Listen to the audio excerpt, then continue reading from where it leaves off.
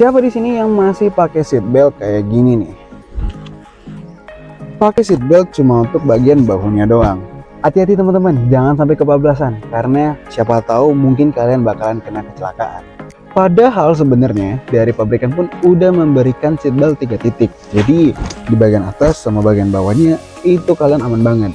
Nah, terkadang ini biasanya terjadi kalau misalnya orang tuh cuman pakai yang bahunya doang untuk melewatin e-tilang, teman-teman. Alih-alih mereka pakai seat belt, padahal sebenarnya nggak terlalu ya, teman-teman. Tapi kalian bisa bayangin lah kalau misal kalian cuman pakai bahunya doang. Kalau misal ketabrak, kalian nggak tahu kan? Karena bagian bawah kalian nggak terjaga, teman-teman. Ya, buat kalian yang suka kayak gini, stop banget teman-teman, karena itu bakal membahayakan kalian di perjalanan. Nah, kamu tim yang mana nih? Yang pakai seat belt cuman untuk di bagian bahunya doang, atau pakai seat belt beneran, atau kalian tim yang pakai seat belt reminder? Coba komen di kolom komentar.